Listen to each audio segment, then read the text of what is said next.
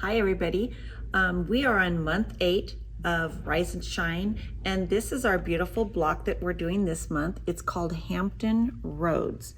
So I'm going to show you a few of the things that you'll want to do during your block. So let's go to the paper here.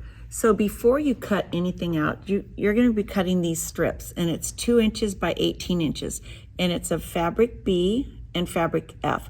So you're going to sew those like it shows you right here, the length of that strip. And then I ironed that strip apart, like not to either side, but I ironed it open. And then what you're going to do is you're going to take, right here it tells you template 19, and you're going to cut out 8. And it's going to go across the piece like this. You're going to cut out 8 of those pieces. And that's going to give you this. So you're going to have 8 of these. And then what we're going to do is we are going to sew 2 of those together to make a 4 patch like this. And so as you can see on the back of mine, both of those I ironed open. Okay, so let's move on to step 2 now. So we are going to take this 4 patch unit that we just made, and we're going to add it to this number 1 square, and it's in your J fabric. So I want you to pay attention to the orientation. The gray goes into this top right corner of the square. So I'm going to turn this like this, and all 4 of the blocks that you make are going to be the same orientation. So we're going to put it under here and just sew this seam right here.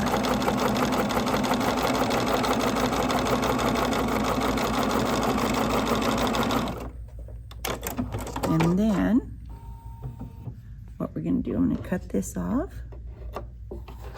It's going to open up, and I press these towards the J square, so it's going to press this direction, and you're going to have 4 of these blocks. So after we've made this unit here, we're going to sew 2 of them together, and this is in step 3. We're going to get this right here. So as you can see in the picture, we have stair steps right here, and that's going to be with your dark fabric. So if I were to put this like this, which would still be a 4 patch, then I would end up having the gray. So it is your choice, but in the pattern, they made it to where this dark fabric. So we're gonna sew this, and I'm gonna show you how I use my stiletto when I get to the seam.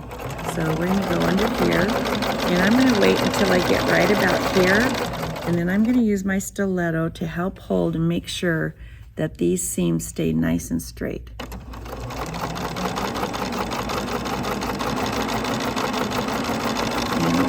All the way to the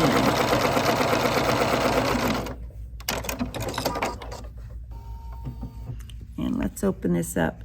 And I hope my seam is really pretty. Oh, yay. So here's a really nice, pretty 4 patch in the corners that you can see. And you are going to make 2 of these units. All right, we're going to move on to step 4 now. And we are going to use this kite piece along with the 17A, and then we also have a 17A reverse. So I've already sewn my first piece on, and I sew from the large end, like what I mean by large is the wide part of the 17 down to the point. And I ironed this towards, or actually I ironed it open, and I'll explain why later. So when I go to do the second piece, because we're gonna put 2 of the white dot with the blue dot, I don't like to sew from this side, because then I start down at this point, and it just likes to go down into your machine too often. So I'm going to start from the other side, and I'm going to turn this over like this. I'm going to line up this piece right here, and we're going to sew this. So I do a few stitches to get started, because then I want to make sure that my point down here is exactly where I want it. Okay, so we're going to sew all the way to the end, and when you get to where your seam is, make sure that you keep this first piece down like that so it's still open. And we're going to go all the way.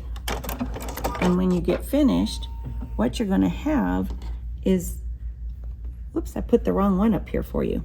Okay, you're going to have this beautiful square like this, and it should be 3.5 inches square.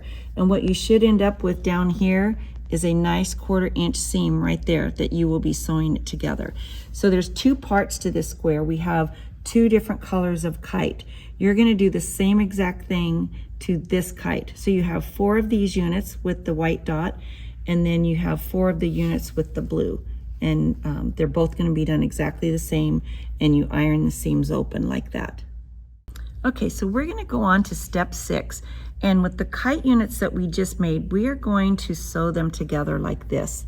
So I've already pre-pinned this one, and I want to show you how I do that. So where this piece or pin is going across like that, I actually put that through on this seam and this seam back here.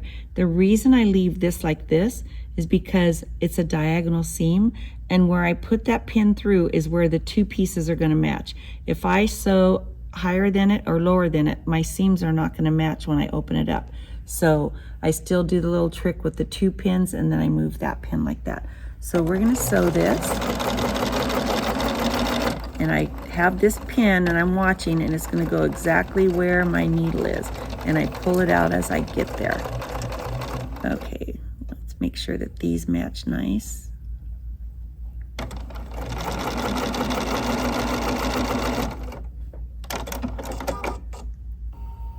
So we're going to take our pins out, we're going to cut this off, and then when we open this, you have a really nice area right here where those meet because I pinned it. Okay, so you are going to make 4 of these units, and then what we're going to do is we're going to sew 2 of those together like this, and you're going to have another 4 patch. This will end up being a 6.5 by 6.5. So, you know, they're opposites. So just like a regular 4 patch, you will make 2 of these units. So in step 7, what we're going to do is we're going to take this 4 patch block that we made and this 4 patch block, and we are going to sew them together.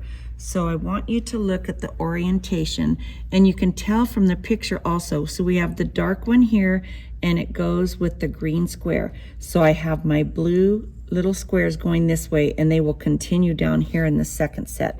So I have pinned this, and I wanted to make sure that this seam matched, and this point of the kite, I put my needle right there because that's where I want to sew. So we're going to go ahead and sew this one.